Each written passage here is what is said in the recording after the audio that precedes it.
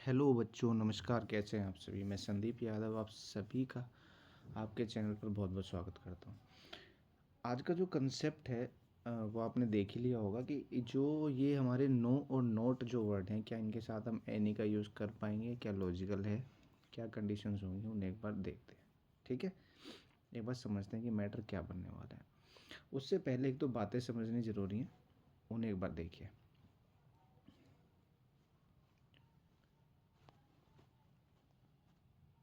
देखिए बच्चों, होता क्या है कि ये जो नो वर्ड है आपका, नो नेगेटिव वर्ड होता है, एडजेक्टिव एडवर्ब दोनों होता है, लेकिन इसमें जो वर्ड आपके इंक्लूडेड हैं वो नोट और एनी। अगर मैं सिंपल कहूँ तो नोट और एनी से मिलकर क्या बना होता है आपका?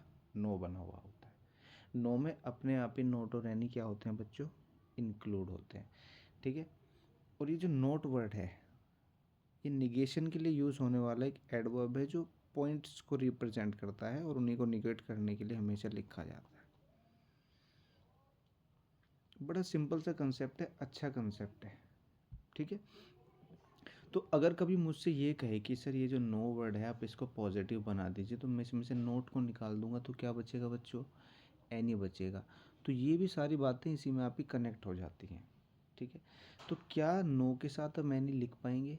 अब तो मुझे ऐसा लगता है कि बात समझ में आ ही गई होगी कि सर जब नो में ही एनी छिपा हुआ है तो फिर मुझे यहाँ पर एनी की ज़रूरत नहीं है। एनी ऑलरेडी नो में क्या है? इंक्लूडेड है।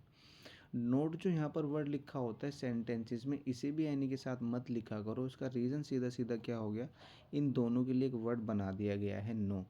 ठीक है, बाकी ग्रामर जब जस्टिफाई करने पे आएंगे तो थोड़ा मामला और समझ में आ जाएगा।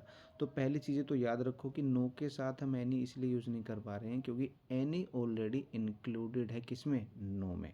ठीक है, कुछ सेंटेंसेस हैं, एक बार उन्हें देख लो, उनसे थोड़ा और क्लियर हो जाएगा सब कुछ। आइए, सेंटेंस है I know that he has no any friend.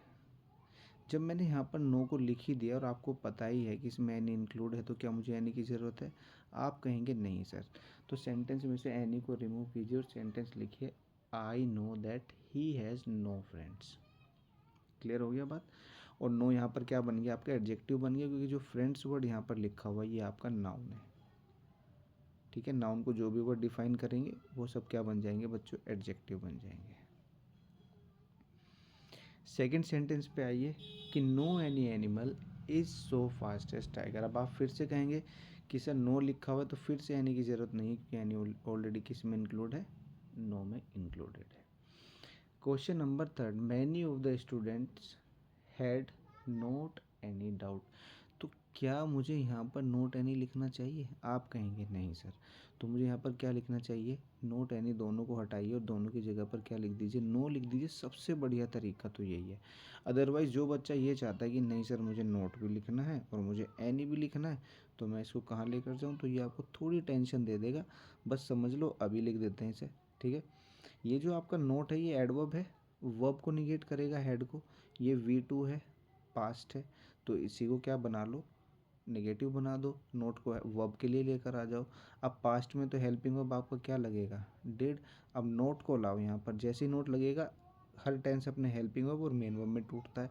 जैसे यहाँ हेल्पिंग वर्ब लग गया, अब ये हेड यहाँ से हट के यहाँ पर हैव आ जाएगा, बेस फॉर्म बन जाएगा आपका।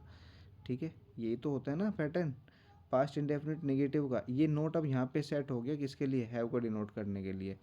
अब ये जो हमारा एनी बचा था इसको बाद में रहने दो और यहाँ पर लिख दो एनी डाउट। तो यानी कि अब सेंटेंस आपका कैसे हो जाएगा कि many of the students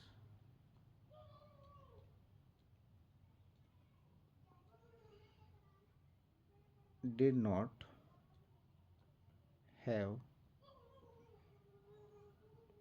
any doubt. बस ये छोटा सा पैटर्न है, इसको आपको याद रखना था। आगे से याद रखना, मैं सिंपल बता देता हूँ। नो एनी जहाँ पर लिखा हुआ दिख जाए एरर लगा कर आ जाना। नोट और एनी जहाँ पर एक साथ दिख जाए वहाँ पर भी एरर लगा कर आ जाना। आपका नंबर पक्का हो जाएगा और एडवांस लेवल पे क्वेश्चन आता है यहाँ से।